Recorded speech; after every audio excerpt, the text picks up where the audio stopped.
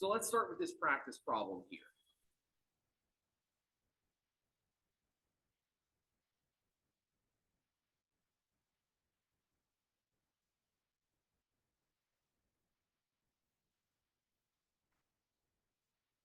How many significant figures are in each of these numbers? So in the number 26, how many significant digits are in that number? 2. If I don't have zeros, what I see is what I get. So there are 2 in this number. What about this second number?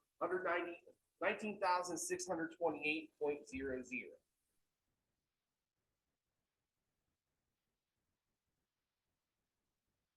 How many digits in this one? In this case, it's 7. All of those non-zero ones obviously count. Remember our rules for zeros. Zeros count if they are after a decimal place and after a non-zero number. So I've got non-zero numbers here. I add to that decimal place the zeros after count. The opposite is true for this one. These zeros here that start the number, they don't count.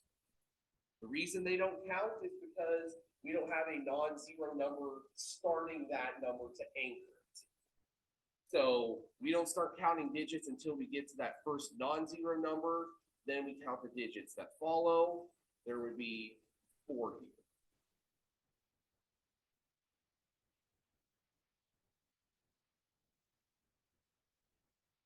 For the last 2 examples here, we have scientific notation. Now in scientific notation should be something that you grow to love.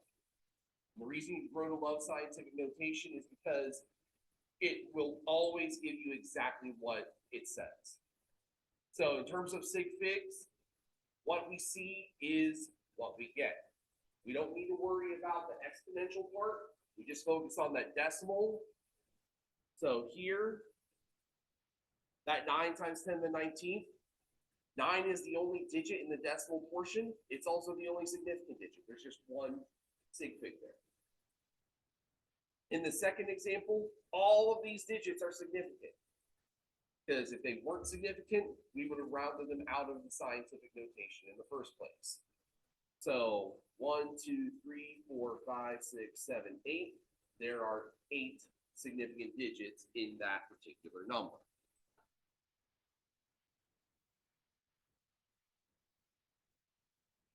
So this is what we have to kind of work on and consider when we're looking at just evaluating how many digits are in a number.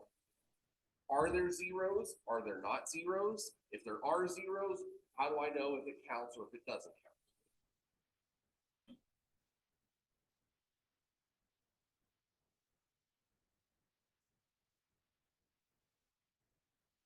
All right, this one is in your pair deck questions. So what I want you to do, there are 4 different values.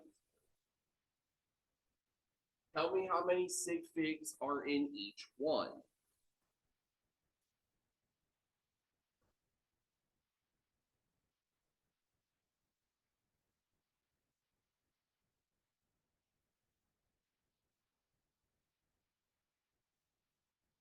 And if we happen to run into an exact number, enter 88 as the number of digits for that exact number.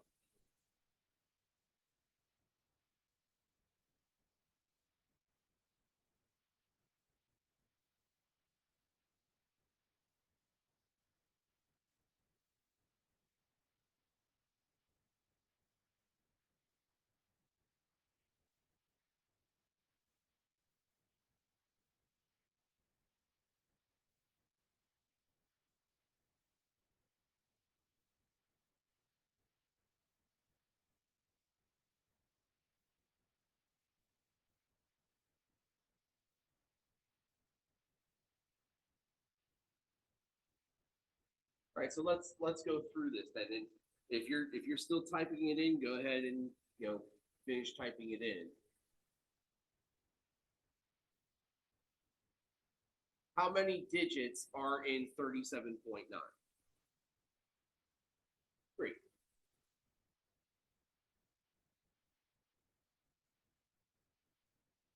How many sig figs would I associate with the 12 cans of soda?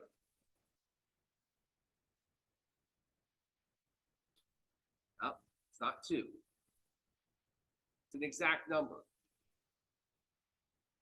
If I'm counting something, am I measuring or am I counting? Remember, measurements have estimation associated with them.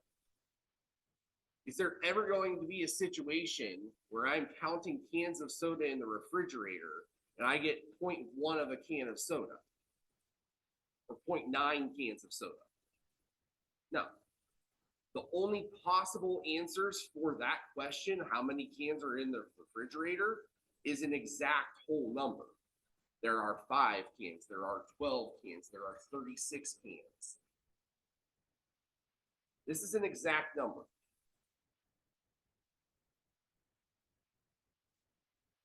What about our ice cube, the one that weighs 37.88 grams? How many sig figs in that? Yeah, this one's easy. Anytime we have a measured value, we're going to interpret that measurement. The last digit is our estimated digit.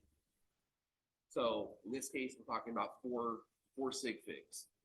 What about this second ice cube that's 31.99999 grams?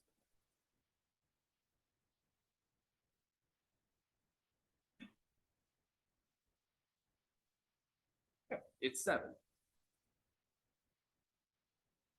Extra precision doesn't get us to exactness. So anytime I have a measured value of some kind, I'm going to need to know how many sig figs are associated with it. Even if that's a large number of sig figs, I'm still going to need to know the number of sig figs associated with it. Adding more decimal places here doesn't get me to exact. It gets me to more accurate. It gets me to more precise. It doesn't get me to exact, though. All right, any questions with this?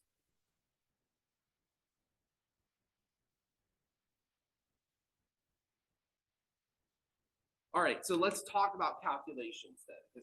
This is the place where I think, for those of you that did the assignment, this is where we kind of struggled most. In general, I just spent an hour with my Chem 105 students. We were covering this exact same topic. Why? Because it's something that people struggle with in general. So what can we say? What can we do in terms of significant figures? First of all, general guideline number 1, when we're doing calculations, we want to try to limit the number of times we round. So if I have a long string of calculations that I have to do, I'm not going to round the digits in between every single one of those calculations. So if I have to multiply a number by 1, and then a number by 375, and then a number by 275.3, and then a number by 12.615, I'm not going to round each step of the way. I'm going to save all that rounding for the very end of the process. And the reason why is error. Every time we round a number, we introduce a small amount of error into the calculation. The more times we round, the more error we introduce. The more times we round, the less reliable the end result of that calculation will be. Second thing, and this is a general guideline when it comes to any kind of sig fig calculation. It's called the weakest link principle.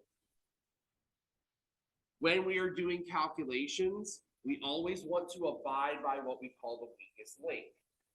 So that means that when I'm doing a calculation, the measurement that is the least precise, has the fewest digits, that's the one that I'm going to use to guide how much rounding I do.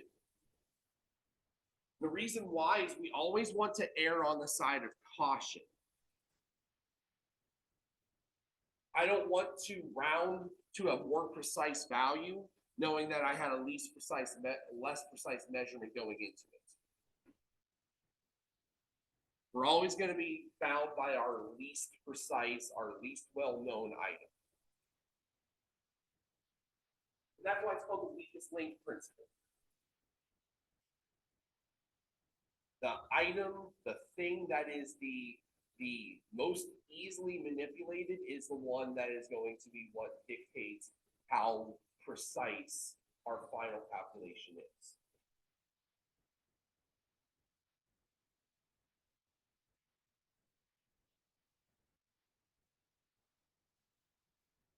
So let's take a look at a couple of examples of when this gets used.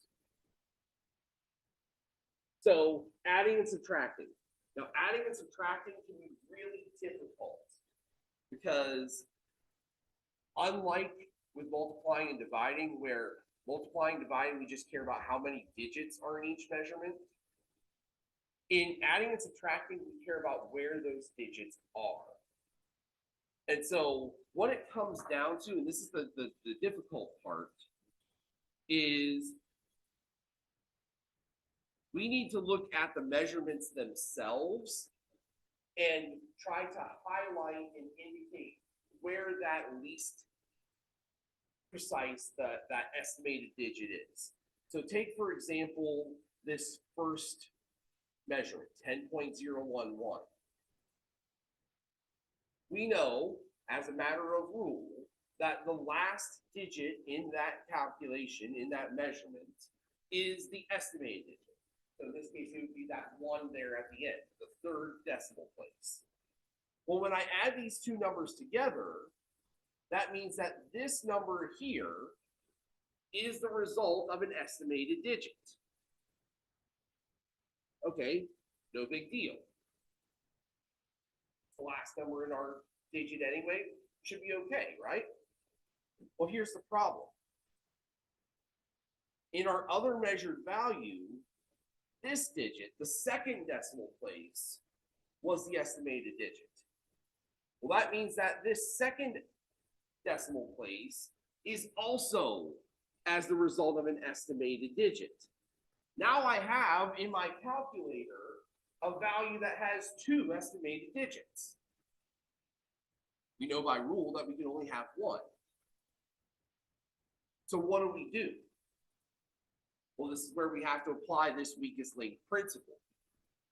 Weakest link principle says I have to go by the least precise, least accurate measurement. Because I can't make this measurement more precise by rounding it off or adding extra decimal places to it. It is already estimated in that position. So what I have to do is I have to round based off of this number here, that second decimal place.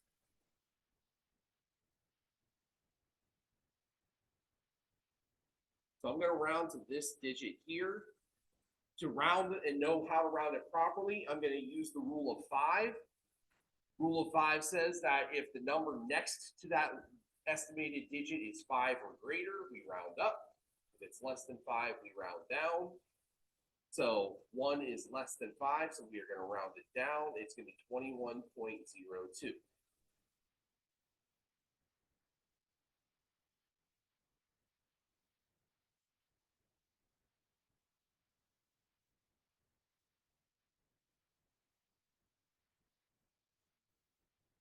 So that's an example with decimals.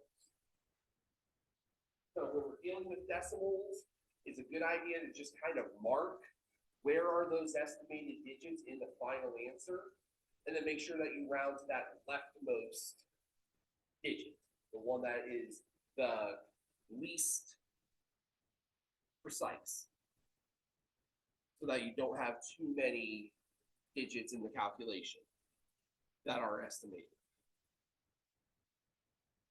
All right, in the second example here, now we're dealing with numbers that are not decimals. How do we handle those?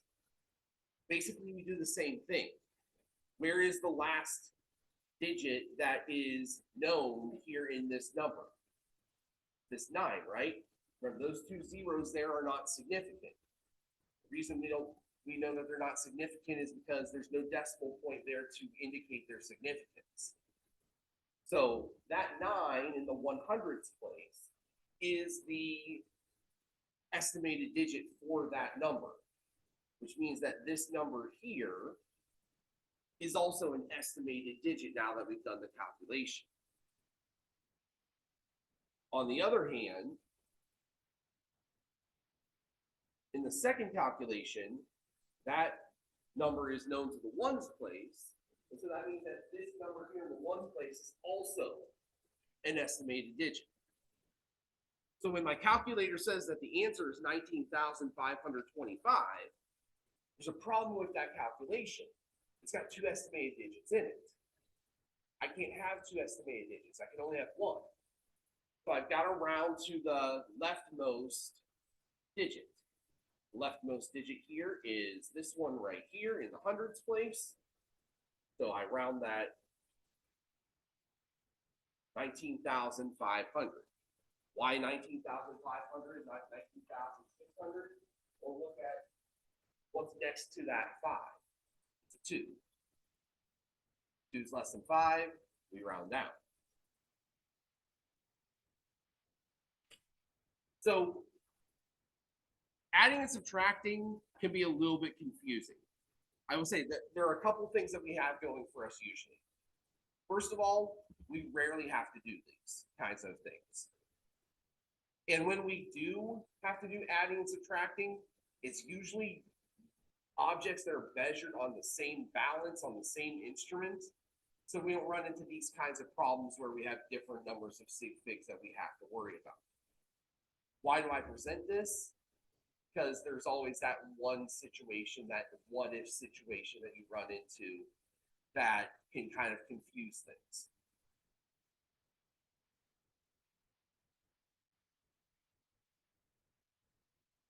When we multiply and divide, it's a little bit easier, to be honest with you. Because when we multiply and divide, it's about how many digits there are, not where the digits are.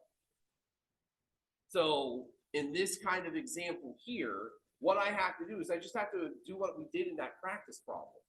How many digits are in each of these?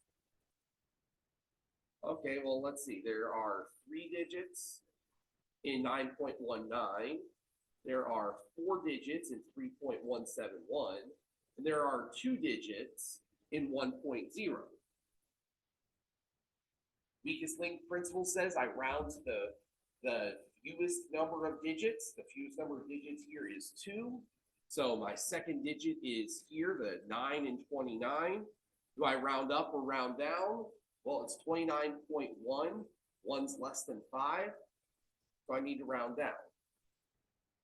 Proper way to give this answer would just be to say that the answer to this is 29.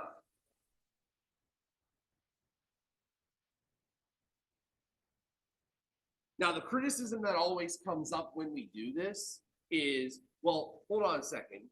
Why are we doing all this rounding? Isn't that taking away from the accuracy or the precision? You know, our calculator's giving us the exact conversion here. Why are we messing with that? And the answer is really pretty simple. The reason we're messing with it is because these aren't just raw numbers. This isn't like in your math class where if you were asked to multiply those 3 numbers together, you'd be expected to give the answer to as many decimal places as they want you to. In science, these values aren't just values, they're measurements. And every single one of those measurements has a certain amount of precision and accuracy to them. By rounding, we are taking into consideration the error, the estimation, the uncertainty that surrounds those measurements that we took. So this is actually a more accurate reflection of the data than this is. Because the data tell us that we only have 2 digits of precision here from whatever this measurement was. And so we reflect that 2 digits of precision here in our final answer. 5% more than that, that tells you, that tells me, that tells anyone who picks up your work and looks at it and says, oh, they know this actually pretty well. They must have used some really detailed measurement tools to get to this level of precision. And if you didn't do that, then you're misrepresenting your data. You're misrepresenting what you actually did and what you actually know.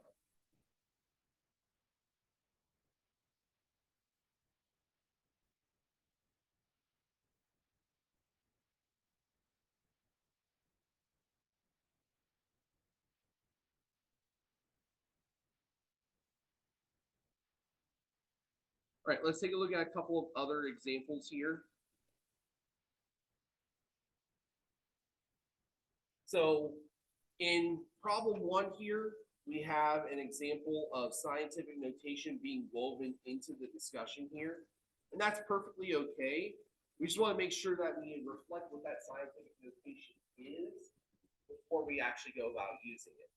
So 1.5000000 times 10 to the second. 10 to the positive second, I need to move that 2 places over. The number here is 150.0000.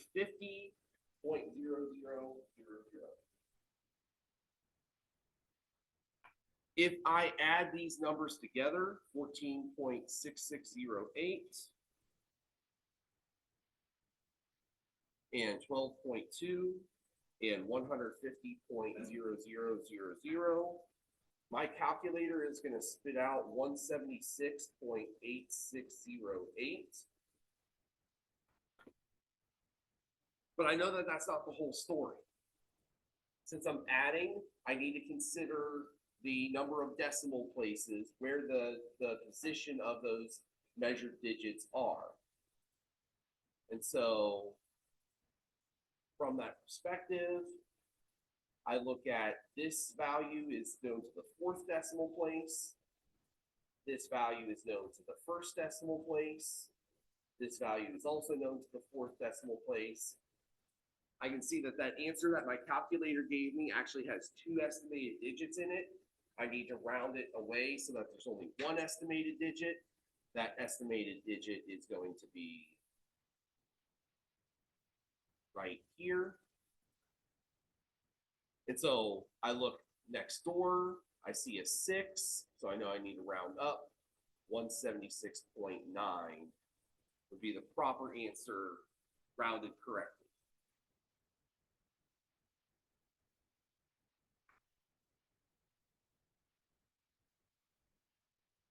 In the second example, what do I do with the scientific notation here? Well, remember, the exponential portion of the scientific notation has no bearing on our calculation of sig figs. It just tells us what the magnitude of the number is. So from this perspective, since I'm doing multiplication and division, all I need to do is evaluate the number of digits in each one of these numbers. So this has 2 digits, this has 1 digit, this has 3 digits. Weakest link principle says that I'm going to round to the fewest digits, which is going to be 1. Now I just need to do the calculation. Here's again where knowing how to use scientific notation on your calculator is going to be really important. And so if you want me to go through that with you, feel free to just stop by here on your way out today. I'll be glad to show you how you're able to do that on your individual calculator. 5.5 times 10 to the negative 8, multiplied by 4 times 10 to the 10th, divided by 6.65 times 10 to the 45th. To 1 significant digit, I would get 3 times 10 to the negative 43rd.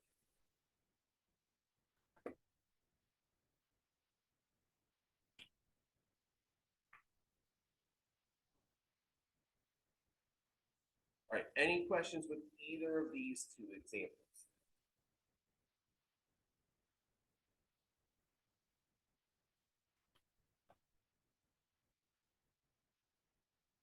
Okay, we're not done yet. We've got another 15 minutes. But since we are to the end of this particular piece with the significant figures and scientific notation, I want you to do a quick check-in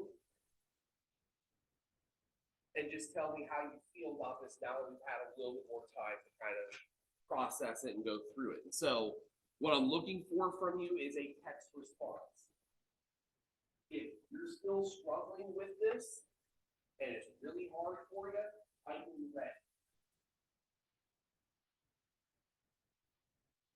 If this was really easy and you got it, you don't need anything more from it, we're ready to move on, type in green. I got some of it, have some questions on maybe parts of it, maybe need to do some more practice with it tonight, go ahead and type in yellow.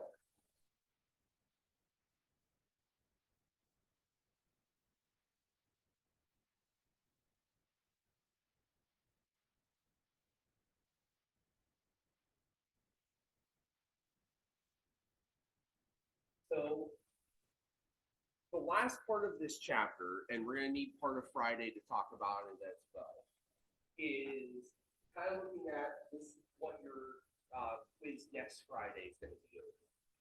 Multi-part conversions, density calculations, and your PLTL next week will cover this material in depth as well. So you'll see it progressively next week as well as we get ready for that quiz. But what we're looking at in general here is what do we do? We talked a little bit about conversion problems last week. But what if we have to do conversions that involve more than one step, more than one conversion to get us to the units that we're actually interested in? Now, the good news is that the process that we undertake to do this is exactly the same as what we would do for those metric conversions. So last week we talked about doing the metric conversions where, let's say you're turning milliliters into liters. So we just set up a fraction to turn milliliters into liters by canceling milliliters out in the denominator. The same kind of principle applies here. We just have to do it multiple times. And so to answer a question like this, convert 194 centimeters into feet. Well, the process here is not that difficult. It's just multi-layered. There are two parts to this conversion. We have to know the conversion from centimeters to inches, and we have to know the conversion between inches and feet. Now, the conversion of centimeters to inches, that's one we discussed last week. 2.54 centimeters are equal to 1 inch. And that's an exact conversion that's been defined to us. Inches to feet, well, most of us know or should know that there are 12 inches in every foot. And again, this is a defined value.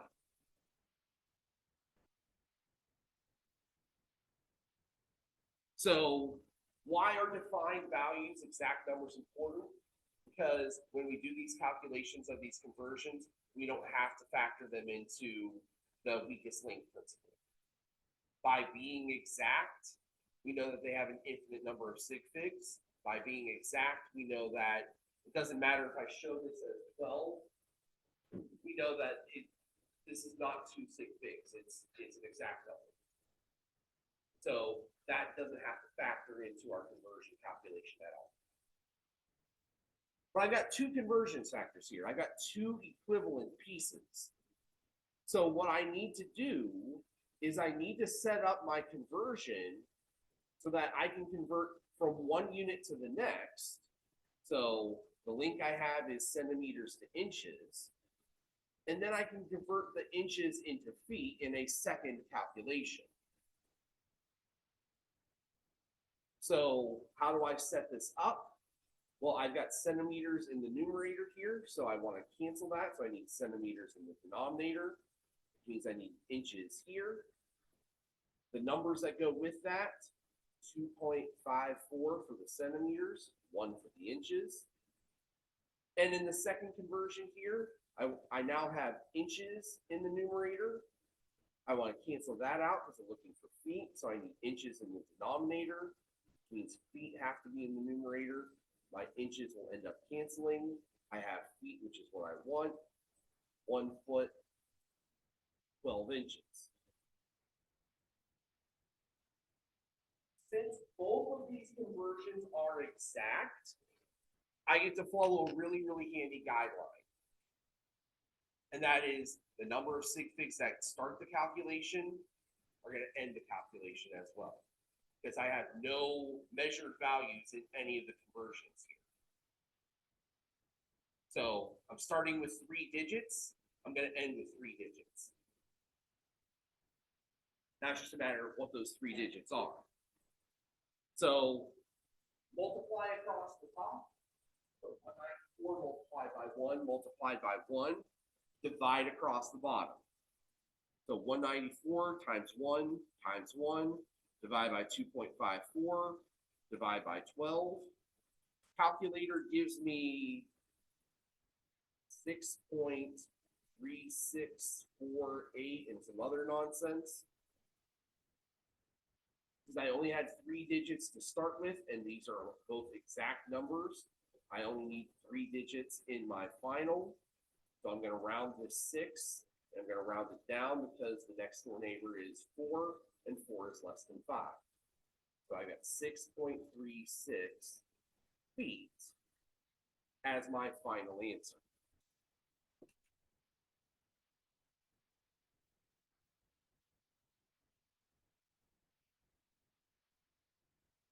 So in a multi-step conversion, that's really all that we're doing.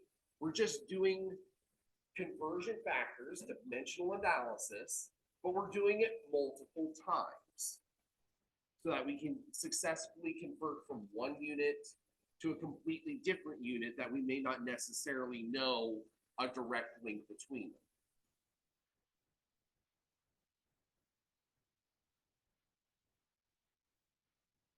Right. Any questions with this opening example?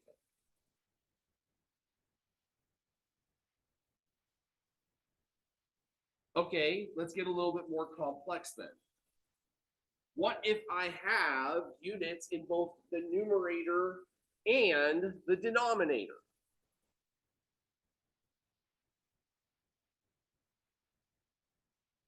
Okay, well, in that case, I'm going to have to do conversions on both sides of the fraction.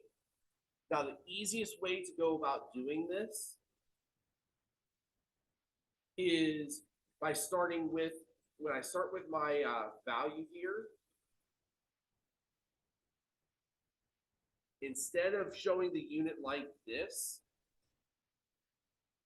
it should be really easy to confuse what part of the fraction is what and where I need to do my cancellations.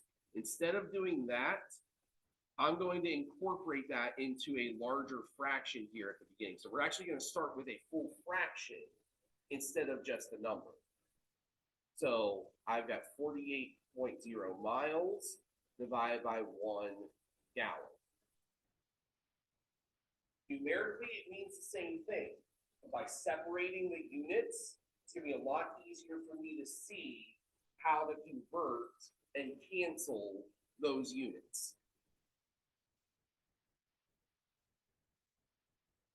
Now we just need some conversion factors to help us along there.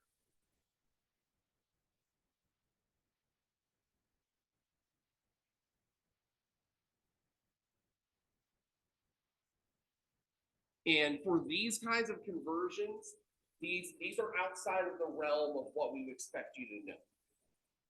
These are outside of the realm of what we would expect you to memorize. So we expect you to know the metric system within those parameters that I gave you last week.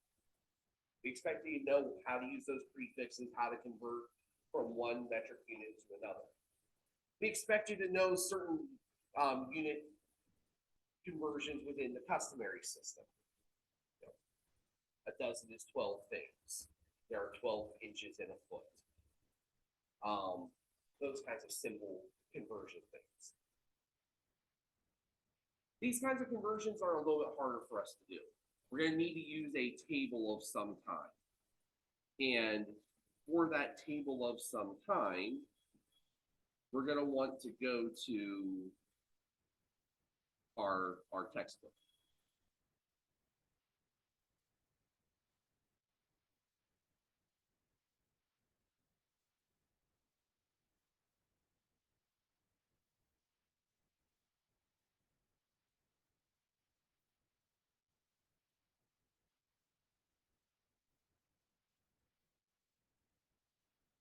Now, your textbook should have within it a table of conversion values.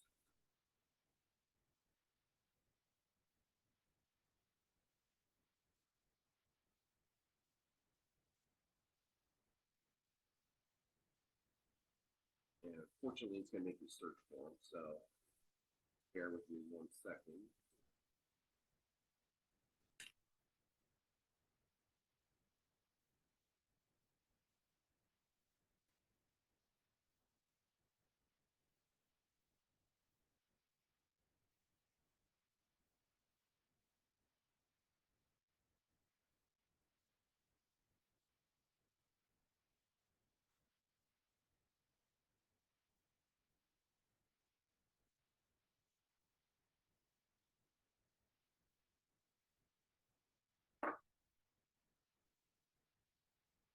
All right, so in your textbook, it's table 2.3.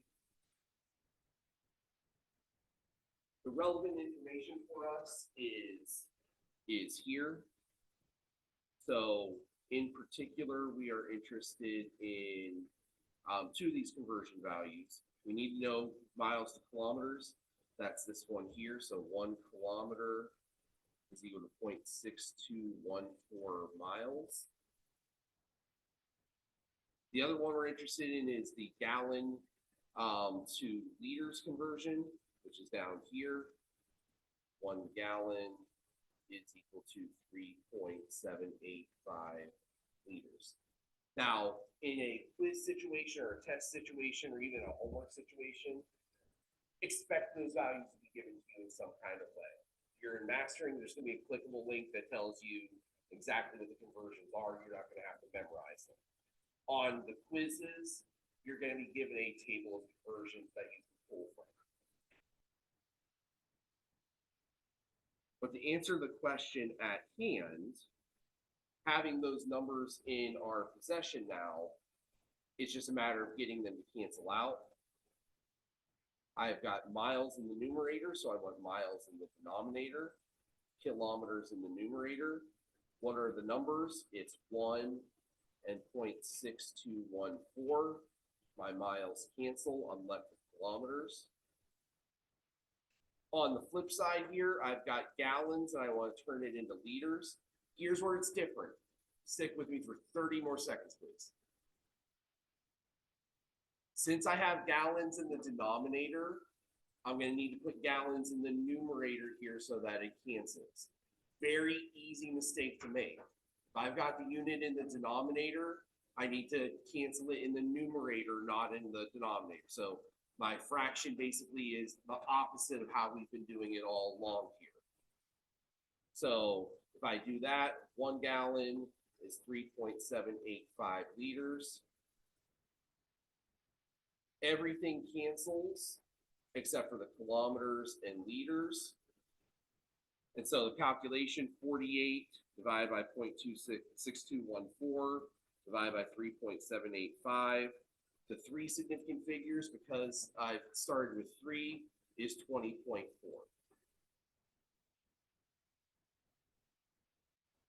Okay, thank you for sticking with me.